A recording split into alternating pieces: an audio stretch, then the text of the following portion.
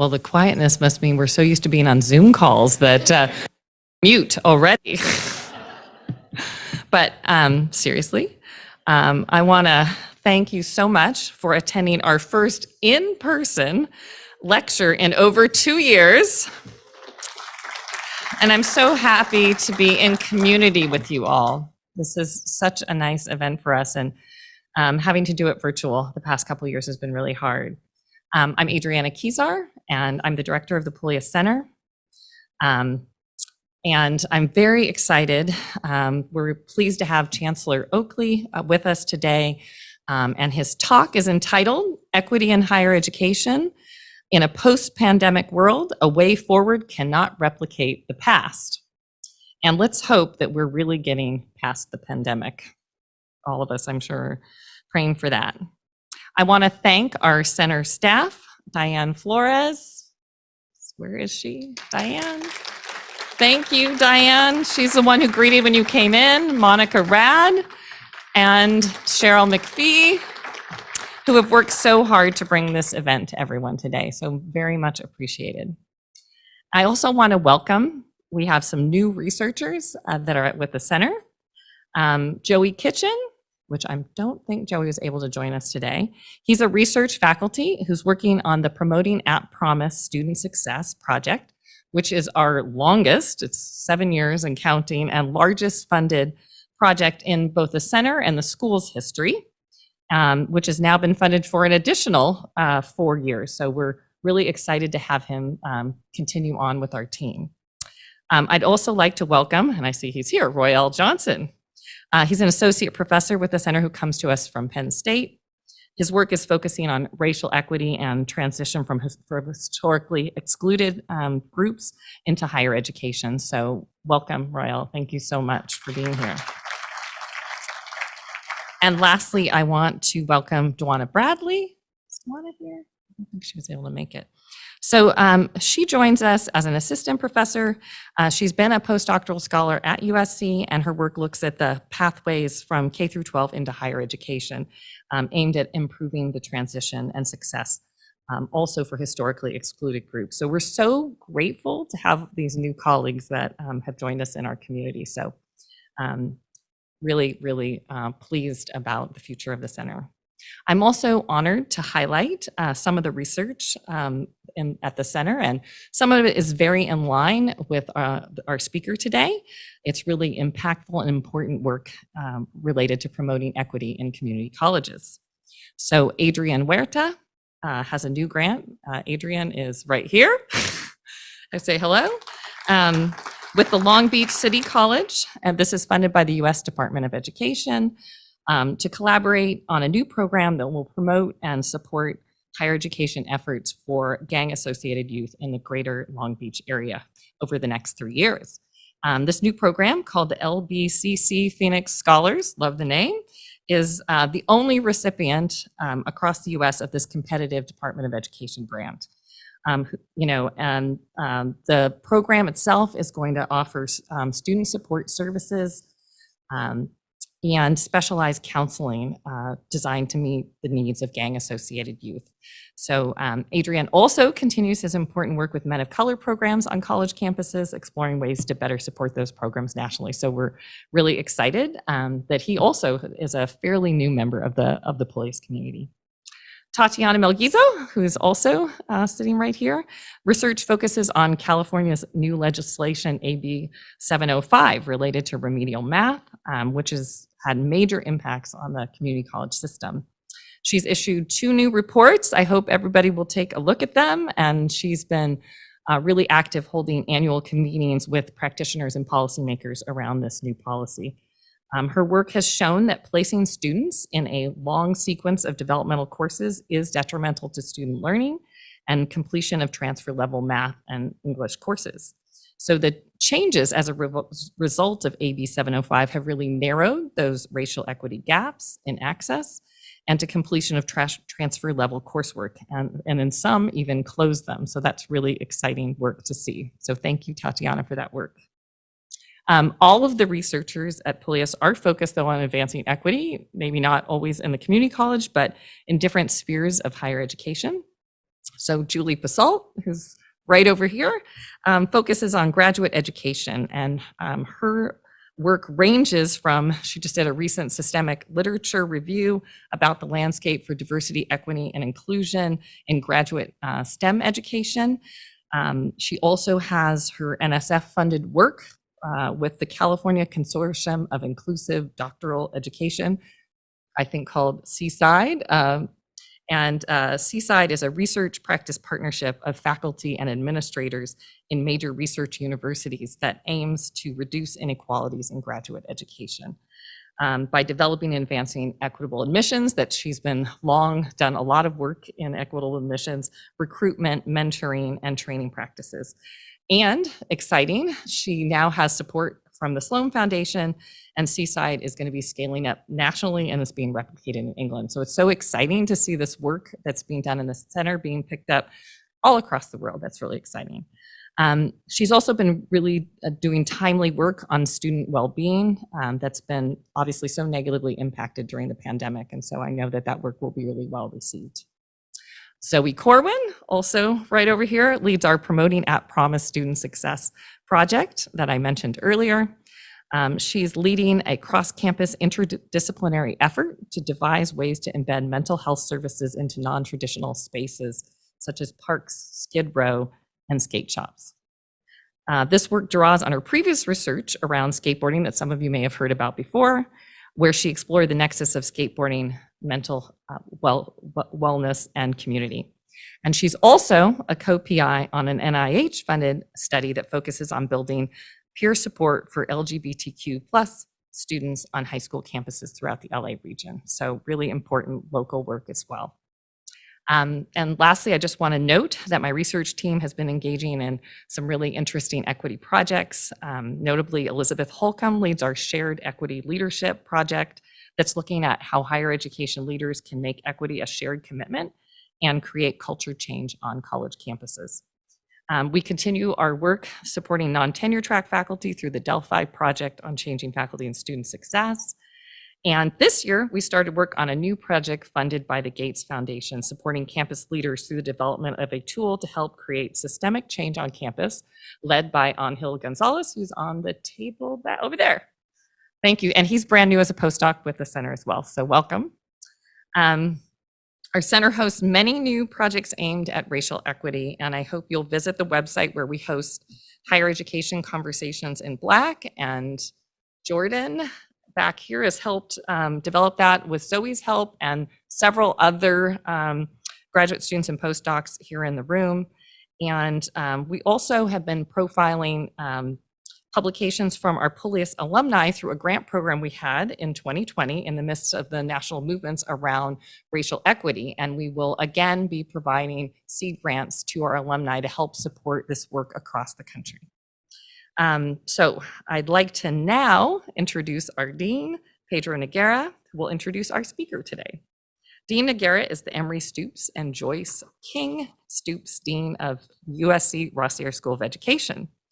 His research focuses primarily on equity in K-12 schools and the ways that the schools are influenced by social and economic conditions. And many of you who know his work know he's been extremely prolific and made such a difference across the country.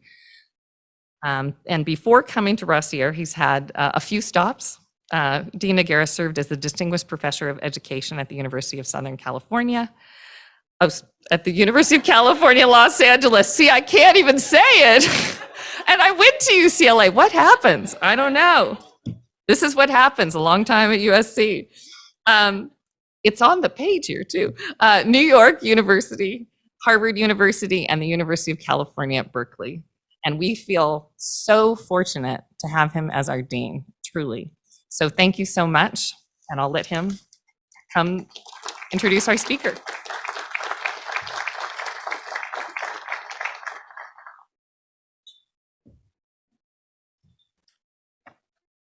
Good morning. So nice to be together.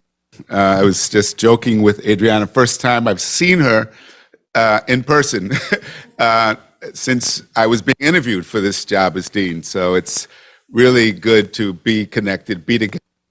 And we are in for a treat today because we have distinguished scholar, leader, Dr. Eloy Ortiz Oakley.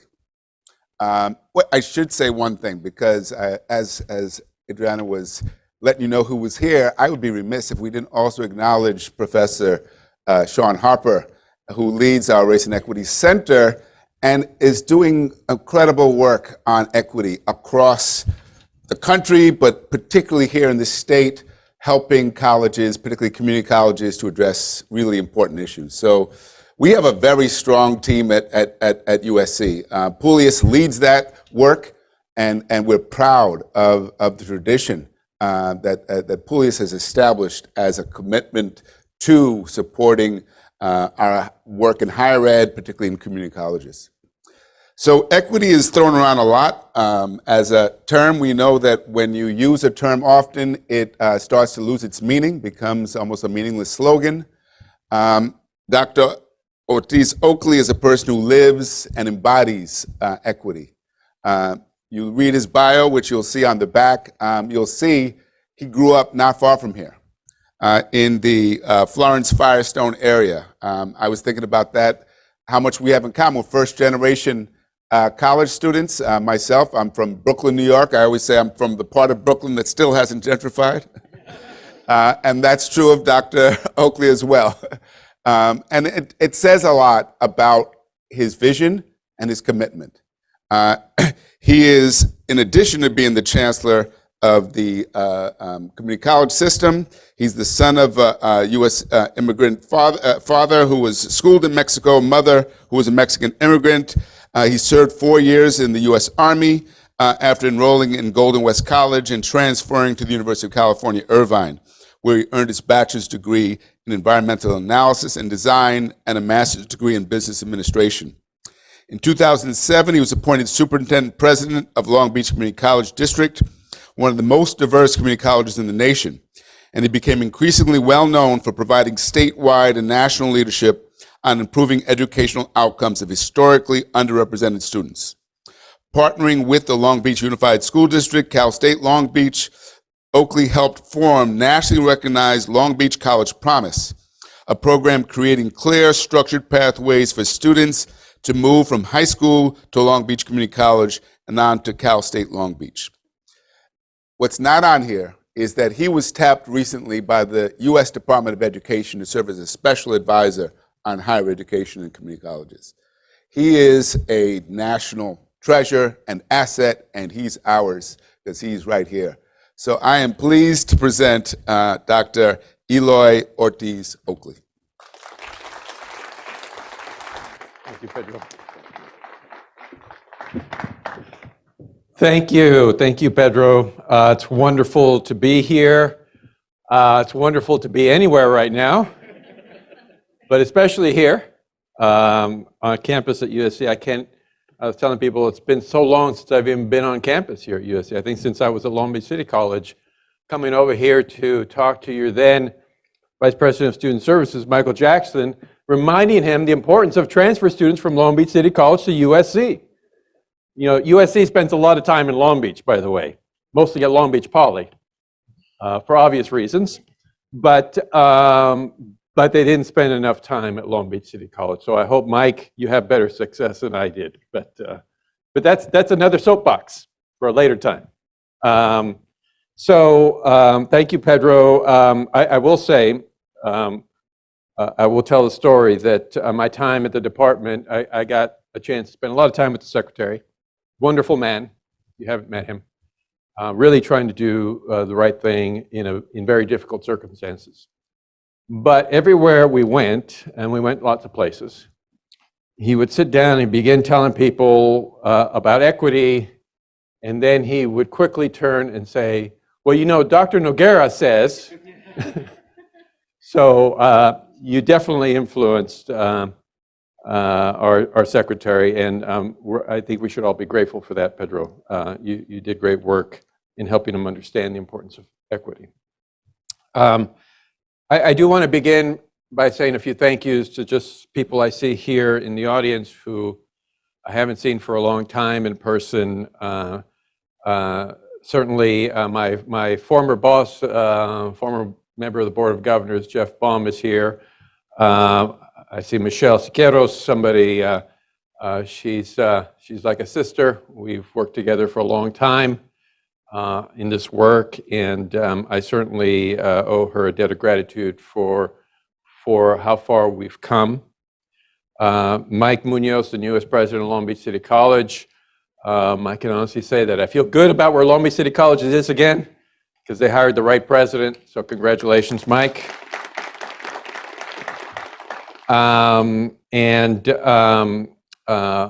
Also, special thanks to Sean Harper, who I followed his work for many, many years before he came to USC. He was doing great work all over the country, and so it's hard to ignore his work or not see his work when you're talking about equity, particularly for males of color. So thank you, Sean, for your work. Somebody who I don't see, but obviously spent a lot of time here at USC, who influenced me a lot. We've worked together a long time, Estela Ben-Simon, and the work she's done here. So a special thank you to Estela, and to all of you. Thank you for being here. Thank you for coming out and spending a little time here.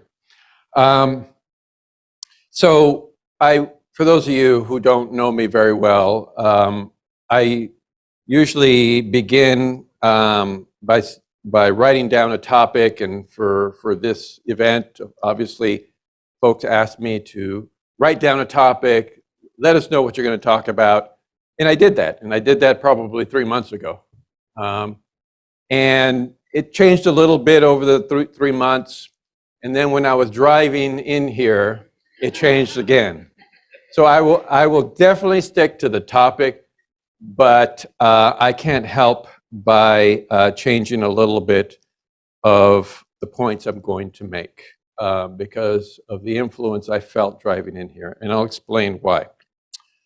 And I also want to begin by saying, and give respect to all of those who are in doctorate programs here, I am not a doctor. I did not accomplish my doctorate. I stopped at my MBA. So I appreciate the title, the honorary title. I've been called a doctor of lots of things, but never a doctor of education. But thank you. So let me begin here. As Pedro mentioned, I grew up close to here. And it didn't hit me until I was driving in here. It really didn't hit me. I literally grew up in the shadow of USC. I played football. USC, for me, was about football. It wasn't about education. And I won't tell you how long ago I was watching USC football because, there was this guy called McKay and Pat Hayden, and so, lots of old people. But it makes me feel old. But in any case, as I was driving up the 110, I passed by streets called Gage, Florence, Manchester, Slauson. That's home for me. That's my childhood. And it hit me that I'm driving past these streets to come speak at USC. I said, what is wrong with this world? How can this be possible that I'm speaking at USC? I'm not attending a concert. I'm not attending the last Rolling Stone concert in 1982 at the Coliseum. Rolling Stones have had many farewell concerts since 1982, but that was supposed to be it. I'm not coming to a USC football game. I'm not coming to visit friends in the neighborhood. I'm coming to speak at USC. And that made me think. It made me think because how many other students like me, how many other individuals like me, I grew up in a Mexican-American household, Huntington Park area. It's not Mexican-American anymore, more Central American now. But nonetheless, the issues are the same, if not worse, than when I left. How can this be? And how many other people like me are sitting in neighborhoods all around this campus, never even imagining that they will walk onto campus to USC for anything other than an event or to find parking or to just come hang out. So that's what got me to change the way I was thinking about what I'm going to say to you. Because I am not unique in any way, shape, or form. I'm just lucky. And we have come to rely on luck far too much for students in neighborhoods throughout this community. The luck of not being in the wrong place at the wrong time, and I've been in a lot of wrong places. Not the luck of having a mother and father that, as much as they argued, stayed together. The luck of having my mother decide that she was going to get a job so that me and my brother and my sister could go to a high school that was 12 miles away and not to Huntington Park High School, which would have been my high school, because she recognized that I had a lot of good friends in the neighborhood, but they weren't going to help me. I didn't understand it at the time. I had the luck of running into people who decided that they were going to pay attention to me in a way that actually helped me in my life. So I was lucky. I was not smarter than most people in my school. Believe me, you talk to anybody at St. Aloysius Elementary School on Nadu or Pius X High School, now Pius St. Matthias, in Downey, they would have never imagined that I'd be here talking to you about higher education. And certainly not my high school counselor, who, God rest her soul, Sister Marguerite. Like many of us, I had my appointment my junior year of high school with Sister Marguerite to talk about going to college. And so I think I was under the influence when I went to go talk to her of something. And I joked with Sister Marguerite, Sister Marguerite, what are we going to talk about? She says, Eloy, what we're not going to talk about is the University of California, but let's talk about community college for you. So, let's talk about Cerritos College or something like that. And I couldn't help by asking her, Sister Marguerite, why wouldn't we talk about the University of California? I'm getting recruited to go play at Brown University. I've gotten letters to think about going to Pitzer College. I play some decent football. Why wouldn't we talk about that? He said, Eloy, I'm looking at your grades. I'm looking at your attitude. I'm looking at what you've done here, and I think we need to think about reality for you. And so that was the last time I thought about the University of California, that conversation. Of course, I'm sure she's either proud or rolling in her grave now that I'm a regent of the University of California.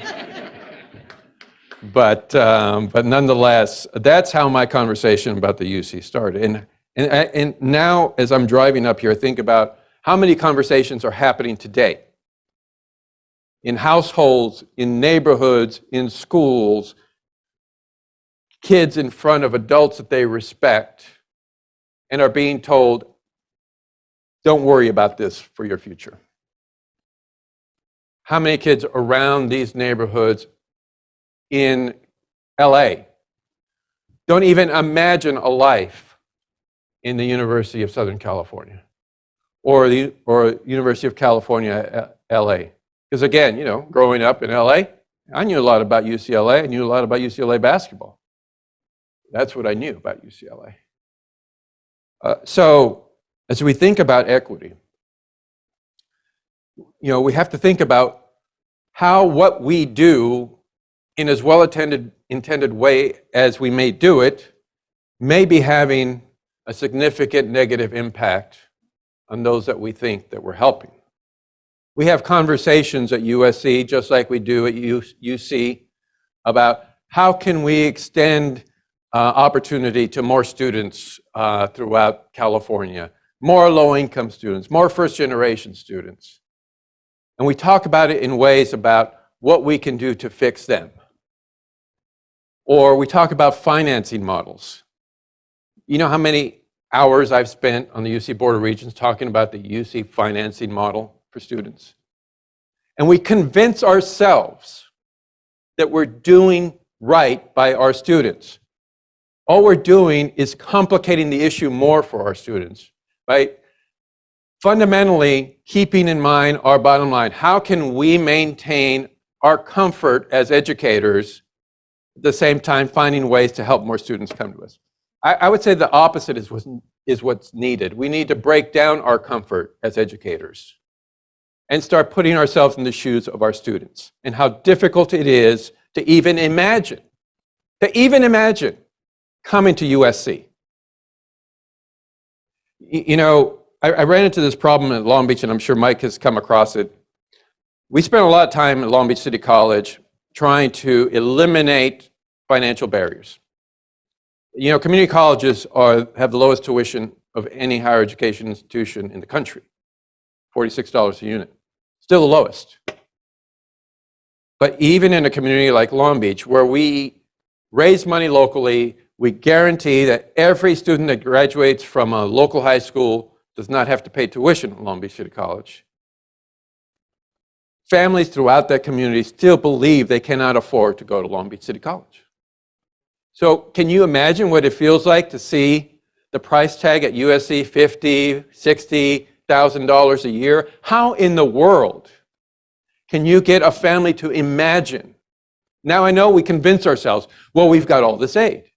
We've got return to aid, we've got financial aid, we've got Pell, we've got this. But a family cannot even begin to imagine how they're going to get through all that complication. We understand it. We think we understand it. I've got, now on my fourth kid that's going through college, and by the way, they've all gone to community college, and they're all going to transfer. But even I have a hard time advising them about the complications that we create. But when we're in meetings internally, we think, God, we're making it so much easier for students. Yeah, we've got a $50,000 price tag, but you know what? For all low-income students, they don't pay anything. It's hard to convince a family in Cudahy that they don't have to pay anything. It's unimaginable to them when they see the price tag. It's unimaginable to them when they start filling out the FAFSA. It's unimaginable to them when they try to figure out whether or not how my son or daughter will get a merit-based scholarship. What is a scholarship? So this is the challenge that I find repeatedly in higher education. We convince ourselves that we're doing the right thing instead of reminding ourselves how difficult it was when we were in the situation coming through here, particularly for those of you who are first-generation students who come from the kinds of families I'm talking about. Now, my kids have a very different life now.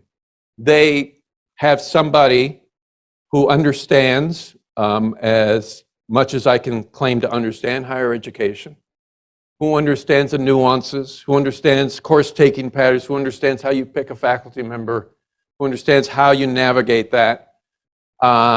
They have this security blanket around them, which is exactly what we need to do for all of our first-generation students, is get them to college so that they can help second and third generation members of their family.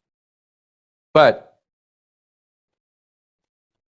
I try very hard to remember how hard it was for me. And it was so hard that I didn't even try. Michelle's heard this story a million times because she's a Pitzer grad, but I was literally given a 2-year scholarship to go to Pitzer and play football for what was then Pomona Pitzer. They had a combined football team. A 2-year scholarship. I was on the team, but I could not imagine how I was going to take the bus from LA to Claremont, or how I was going to pay for the second 2 years. I didn't go. I paid the initial fees, enrollment fees, and I didn't show up.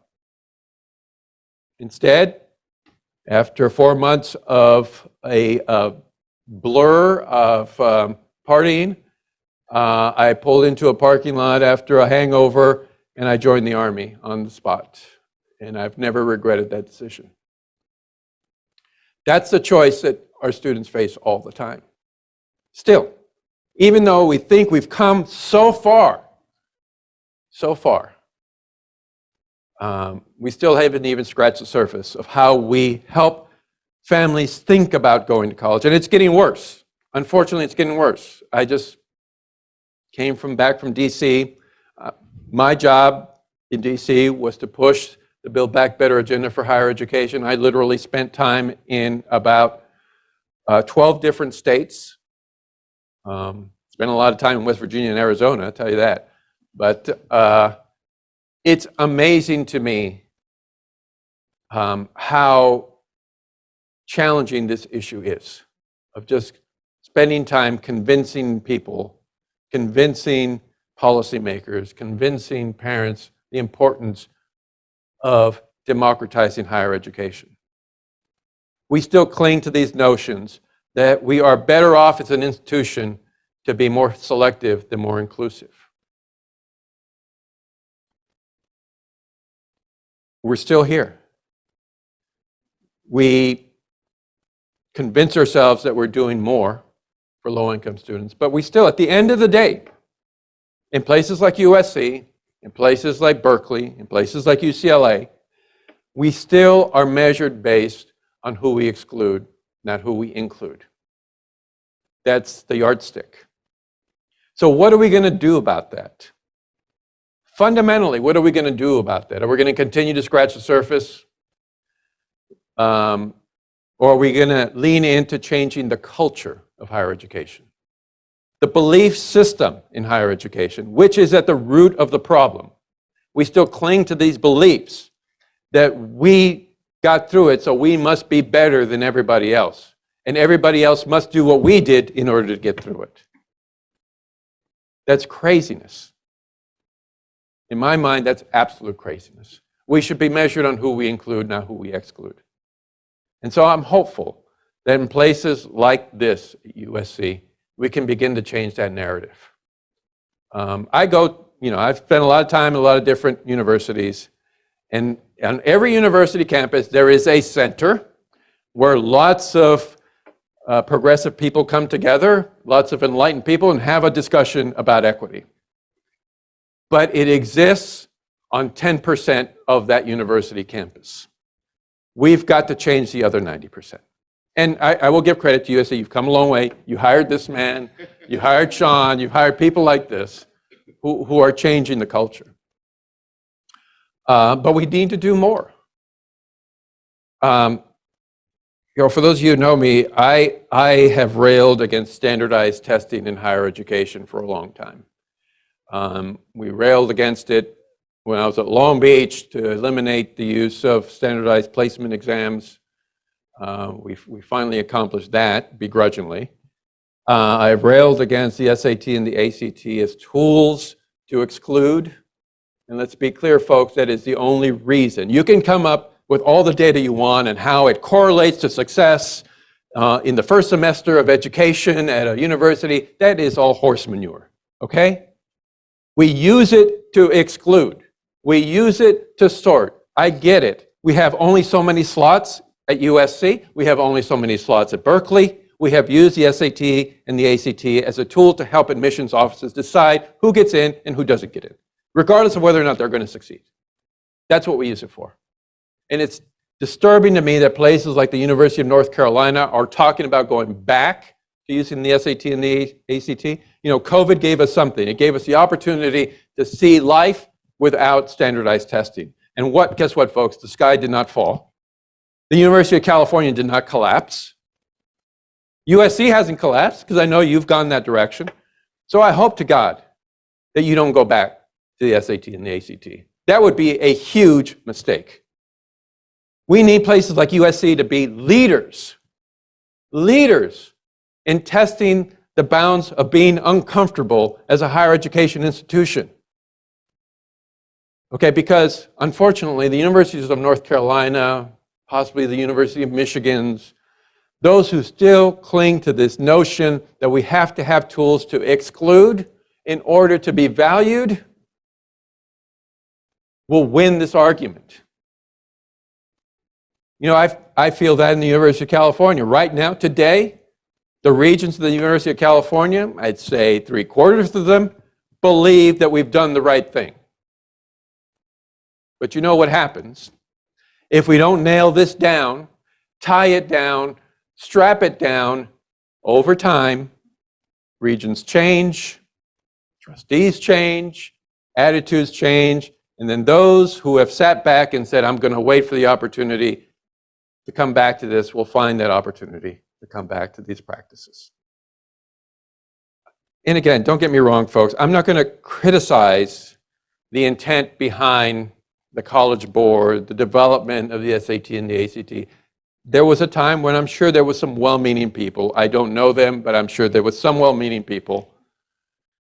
But if you just think about the root of what standardized testing is even all about, that we somehow believe that we can devise a test that will help us judge whether or not somebody is academically prepared to succeed, regardless of how much they've overcome. I know a lot of students who have overcome tremendous struggles, who are incredibly intelligent, savvy, and will work their behinds off to succeed, but because they didn't do well in the SAT or the ACT, they will never get a chance to show that. I saw them all the time at Long Beach City College. I'm one of them. I didn't do well on the SAT. And again, I just took the test. Like many of our students, I just took the test because somebody told me I had to take the test. I didn't have an infrastructure where somebody was investing time and tutors in me, telling me how important this was, keeping me up at night to make sure I study for it. I showed up one day in high school and they said, okay, today's the SAT. Okay. I filled in bubbles. I got a score. I didn't know what the hell it meant. This happens every day. So anyway, I have completely digressed from my notes. But my point is, as I think about the way forward, folks, it cannot look like the past. The past didn't work. As much as we try to convince ourselves that what we were doing in the past was working, it did not work. Okay? I can see that every day at the California community colleges. African American males in particular are probably worse off today than they were before COVID. Numbers are declining like crazy, particularly for males of color. So whatever we thought we were doing to convince them that there's value in attending college, it has failed. And this is not just true in California, this is true across the country. People are questioning the value of going to college. So what have we done, folks? We have pulled ourselves together, our top 1% of educators, and convinced ourselves that we're doing the right thing. And let me say this. I know this is going to upset a few of you, but I haven't had a chance to upset people in person in a long time. So we have this thing in higher education called collegiality. And I talk about the veil of collegiality all the time. People on campuses like yours, like mine, hide behind the veil of collegiality. They have conversations. There's equity committees, there's committees for this or that are geared toward trying to solve a problem. But they get together and, you will have the 1 or 2 or 3 people who will push really hard, but at the end of the day, their colleagues will look at them, well, John, you have to be more collegial. It can't just be about your opinion. Even though you may be clearly calling out the problem on the table, you're going to back off because you want to be collegial. Folks, we cannot, on the issue of equity, we cannot hide behind the veil of collegiality anymore. There has got to be an awakening. Much like we saw during the racial reckoning we saw over a year ago. I'm even concerned that we have lost the anger from that summer of racial reckoning today. I see that in the California community colleges. I see people trying to back off police reform on campus. now, oh, we got all this crime. We need the police on campus. We need armed police on campus. No, you don't. Or at least if you're going to have police on campus, they should have a very different attitude than they had before the pandemic. So, folks, I'm asking you, I'm challenging you to think about the urgency of this moment. We're coming out of a pandemic, hopefully, moving into war in Europe, moving into a period of inflation that we haven't experienced since probably the 80s, and an era of uncertainty that we can't even begin to imagine our students are going through. Think about the uncertainty that is going through their minds. Put yourself in those shoes. You all have certainty. You have jobs, you have health care, you have a pension, you have an education. You will be okay. Everybody else, this moment of uncertainty is crippling youth throughout our country, particularly those who have not had access to higher education. They no longer believe that that is the way to go, for many of them. So the way forward has to look very different. The way forward can't just be about an equity committee on campus. It can't just be about hiring a DEIA, however many acronyms you put behind it, who's in charge of that on campus. As far as I'm concerned, everyone from the CEO, and CEO stands for Chief Equity Officer, by the way, on down the line is responsible for equity. And that's what we need to create, a culture that believes it, that walks it, that talks it, that gets it done. I am coming up on time, and I know that we want to get to a discussion about this topic, but let me just end with a few issues. The world going forward is thinking very differently about higher education, and in particular low-income communities. One, we've lost the trust of people in the public, and I think if we reflect on it, for good reason, because we've told most of the public that they can't get access to us. They're going to have to do something else. Two, the amount of debt that we've created in this country we should be ashamed of that. The time I was at the department, it's just amazing how much debt we've created for our students in this country, and not giving them a way forward out of that debt. It's no different than being an indentured servant today. You're servant to that debt. $50, $60, $70, $80, $100, $200,000 of debt. So we have to rethink how we open our doors to students, what happens to students when they come in those doors, who they see when they come in those doors. They need to see themselves when they come in those doors, and how we think about why they're there and what we do for them after they leave. It can't just be about being a Trojan or being a Bruin, putting them into the Alumni Association, asking them to pay their dues. It's about time that we turn the table. What do we need to do for them going forward? Not what they need to do for us.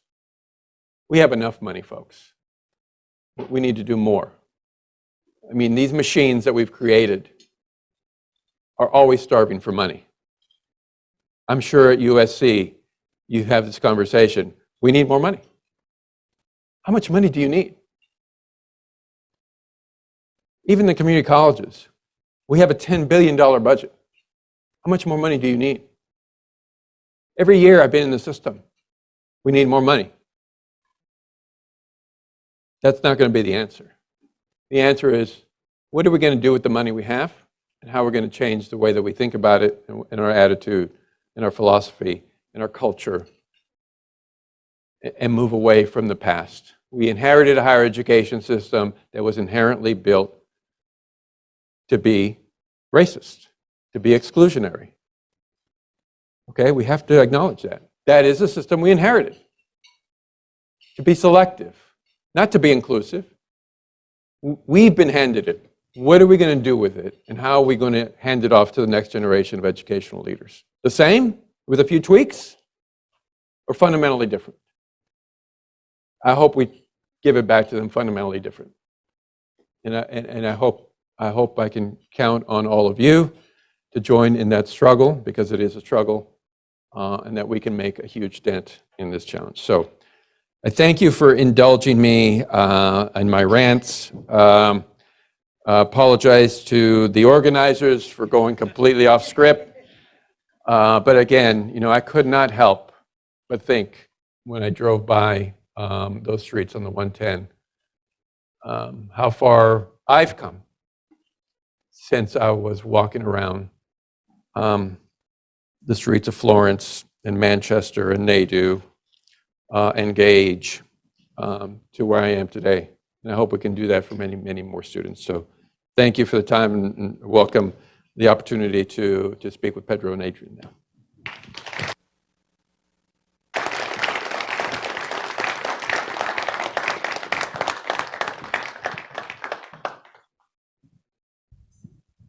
I'll put myself in the middle of you two. Thank you. Thank you so much for your comments, Chancellor Oakley. And hopefully you'll be thinking about some questions, because we're going to open up in just a few minutes to questions from everyone else. I thought, though, oftentimes when we open up for questions, they don't roll out right away. So I thought we'd start by asking a few questions and to get the juices running for the thoughts you have. And one of the great, you were talking about the roadblocks that were within our institutions. And our campuses are operating within a larger societal system that has a lot of inequalities that are baked into them as well. And those create barriers for students. So I'm wondering about how campuses can partner with communities and policymakers to address some of those challenges that go beyond campus, so that we're thinking about this in a real systems way, the multiple things that are affecting student success. So I think it's an excellent question, because students that come to USC or UCLA or wherever they go, I mean, they're part of an entire community ecosystem, and so one of the things that we talked about a lot, and I'm sure Mike still talks about this at Long Beach, is how does a community come together? When we talk about the Long Beach College Promise, it wasn't a promise for lower tuition. It was a promise that we tried to commit every member of the community, business community, civic community, the mayor, everyone, to commit to a promise that, one, something very important that we're seeing play out today. Communities elect school board members. Communities elect community college board members. That act alone has such a tremendous impact on whether or not we can succeed at helping students break down barriers. Cities do work to help on homelessness, on mental health. Counties do. There's so many resources throughout just LA County that are never coordinated. And we expect our students, funny thing, I'm sure you've all seen it. I know many of you have done research on it. We put all this focus on free and reduced lunch in K-12. We clearly identify the challenges the students have coming through the K-12 system. And suddenly, they graduate high school and what? That's changed. They come to college and we forgot about that. We need data systems that help us coordinate resources for students, not for students to coordinate resources for themselves and their families. Many of our students are mothers or fathers. They need childcare. They need access to CalFresh. And every time they go to one of these places, they have to prove that they're poor. Why do they have to prove that they're poor every single time they go to a counter? So those are the things that we can do as institutions working in our communities, is take that burden off the shoulders of students and working parents and do a much better job. We've done it in technology everywhere else. Why can't we do it for this challenge? So if I could follow up on that question, because we're at a strange moment here where a lot of the colleges have the cash now. They have a lot of cash. They got a lot of cash. And they have students with a lot of need, but what they're missing are the students. Yeah. Right? Enrollment is way down. And as you pointed out, particularly down for males of color. Yeah. That requires a whole shift in the way we approach engaging students. Maybe talk through some of the steps that need to be taken to address this enrollment problem. And are there any colleges that you say are doing it right that we could learn from? Well, I do believe that there are colleges and university campuses that are beginning to do it right. And typically they begin with the point of view that they need to design around what's happening with the student, not design around what's happening with them, you know. So colleges and universities who have taken on that attitude of trying to meet students where they're at, I think are doing a much better job because they begin from the point of view, not what's broken with the students, but what's broken with us. What is broken with the institution that we've lost so many students? You know, first of all, males of color, working mothers, they have to work. They need childcare. They need flexible scheduling. How many people can just drop what they're doing and you know, enroll at USC on your schedule? Maybe convenient for you and your faculty, but that's all it's convenient for. It's not convenient for the students that you're trying to attract. I mean, we still have this notion that we expect our students to drop everything that they're doing and come to school full time on our schedule. So those are the things that I think the colleges and the universities that are looking and designing around the needs of students today, which may or may not be the needs of students tomorrow, but they are of today, are going to succeed much better than we're succeeding in traditional higher education. Thanks. And we'll also, if anybody has questions, feel free to put your hand up, let us know. I don't know if we have I forgot to ask, do we have a mic? Yeah, that's coming around. So fantastic. We have a question here. And there's one over here, too, on the left. Okay, great. Hi, my name is Natsumi Ueda. I'm the second year PhD student in Rossier. And then, so thank you so much for your amazing speech and just really like speaking the truth, the hard truth. And I'm international student and I'm from Japan, but I'm not from a rich family. So I've been through, Yes, we believe that all Japanese students are rich. I've been through really financial struggles, navigating through higher education system in the United States for 10 years since undergraduate to PhD.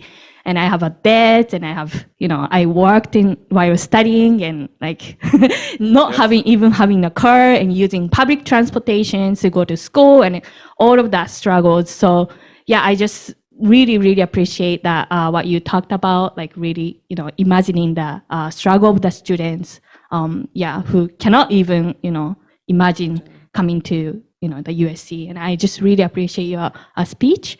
And then the question I have is maybe more towards Dr. Noguera and Dr. Kezar because it's specific about USC. So I'm just really wondering, based off of your speech, what Rossier School of Education, what kind of roles this school is playing to change the culture of the USC? So how can we bring up this conversation to the whole university? Because I just think that to change the culture of the whole university depends on the senior level leadership. So we kind of need to bring up this conversation to the whole university. So I just, I mean, what kind of efforts have been done? As a student, it's really invisible. So I just want to know that what kind of efforts have been done to influence the whole university from using the knowledge and research and the insight that we have, and then what kind of efforts are you going to make to change the culture of USC? Does that make sense? Well, probably won't get invited back to USC. I'll turn it over to our fearless That dean. sounds like my question. So I've been thinking a lot about this because, the Chancellor said it. We are a wealthy university. There's no denying it. Look at this room. The wealth drips off the walls. But we are divided into about 24 autonomous schools. Rossier is autonomous. We charge the same tuition as students at the School of Business. Even though our students are going into the field of education, our income to debt ratio is terrible. That is how much our students will earn and how much debt they will carry. We've got to address it. But right now, the only way I can see to address it is twofold. Raise money, right, from everywhere that we can, and find ways to reduce our expenses so that we can put more money into scholarship. That's a sea change, because we've been accustomed to doing things a certain way that don't necessarily put students at the forefront. And so that's the work that we're trying to do. The difficult part, and I say this, I don't know if there's anybody, I see Anthony's there, but anybody from the provost's office, look, you know, it's hard to do it by ourselves, right? Now, we got some help this year from the Office of the President to fund teachers, but, you know, we have many students with great needs. And so it's something that weighs heavily on me, because I believe Eloy is living proof, I am as well, that education is a pathway to a better life and to opportunity. But if that pathway doesn't come with scholarships, it's not really available. And right now, there are lots of people who made the choice like Eloy did. We have a poverty draft in America. Who serves in our military? Those who have very few other options, right? And it's unjust, but that's the way we do things. And we've got to figure out both what we can do, but I think beyond this campus, what the society can do to change that. I'll just say, when I was at Harvard, I remember early on when I was being oriented to the university, I had a meeting with the development office, and they were explaining the endowment. At the time, Harvard's endowment was larger than any private organization in the world besides the Vatican. And after hearing them talk about it and how much they were earning, I said, at what point will we say we have enough? And they looked at me like, what are you talking about? Enough is not part of our work. Our work is to get more. And so, you know, someone has said, and there are a number of people say that, you know, universities have become hedge funds. I think the mission is different. We've got to lift up the mission. The mission, if you look at what the mission of this university is, certainly the mission of Rossier is to expand opportunity. We could take great pride on the number of community college students that we serve. We could do more. I will say this, I'm sorry to talk so long, but the #1 feeder high school to USC right now, and I'll take a lot of pride in this, and I had nothing to do with it, is Fauché High School, which is a mile from this campus. And all of those kids, over 50 of them this year, are here on full scholarship. That is a commitment, but we can do more. Thank you so much. We have 2 questions over here. Thank you. So thank you again for this inspiring talk. It kind of like set us in the place that we need to be to keep the anger and the eagerness to make a change. And I'm curious if you can share also your experience working with the Biden administration towards free community college, because this is one of the really frustrating things. You really want to get me started on that one? Okay. You know who stopped free community college? You all. You pay big money to associations in Washington, D.C. that represent you. I won't name names, but you know, they have big names. They are mostly all housed at One DuPont Circle in Washington, D.C. They're higher education advocacy organizations that claim to advocate for higher education in America. There are a lot of reasons why, and let me just say, I believe that the Biden administration will get some version of America's College Promise done. I do believe that. I think there are lots of iterations, lots of ideas, and eventually cinema and Mansion will come along. But in the meantime, there was a narrative created in the halls of Congress that if you fund College Promise, you're going to take money away from Pell. You're going to take money away from low-income students who are trying to go to a university and actually get a bachelor's degree. That's the narrative that was created. And to me, that's infuriating, that we would pit low-income students against each other. But we did, and we do, every single day. There are conversations happening today from our high-paid government relations representatives and lobbyists in Washington, D.C. that lobby for you as research institutions, that we cannot do both. We have to choose who are the low-income students that we're going to fund. And we fund those that are, if we shift money to community colleges, we're going to create a situation where less low-income students go to R1s. That's the narrative that has been created. Many people, I won't say, there's lots of conspiracies in Washington, D.C., and I'll just say this. I don't believe they're conspiracy, but there's even a conspiracy that the whole Double the Pell movement was created knowing that the First Lady was going to push free community college in the first year. And I support doubling the Pell, by the way. I did not support the way that this was framed, that it was one or the other. But that's life in community colleges.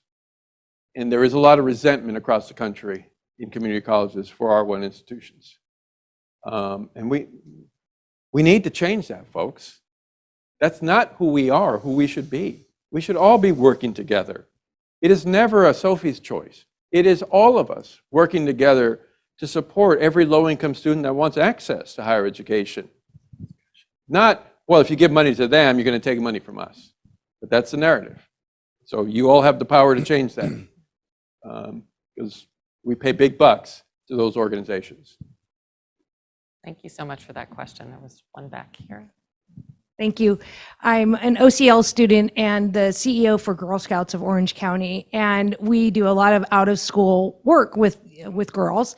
How can out-of-school experiences help build that pipeline for equitable higher ed?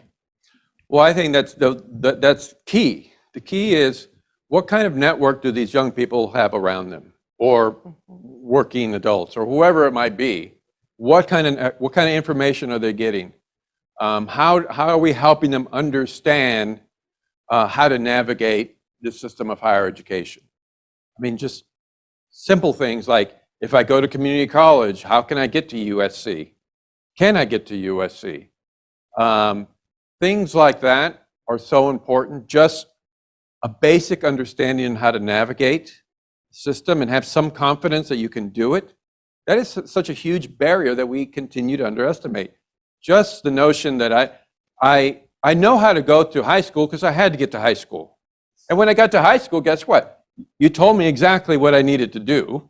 You may have told these rich kids something else, but you told me what I needed to do. But as soon as we let them go, it's like, well, now you're on your own. Figure it out.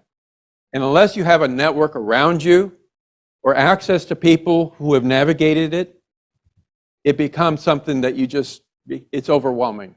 So the more that we can build networks around these young people, first generation students in particular, who have nobody else around them. When I grew up, I love my parents, but my dad dropped out in 6th grade. My mother finished high school in Mexico.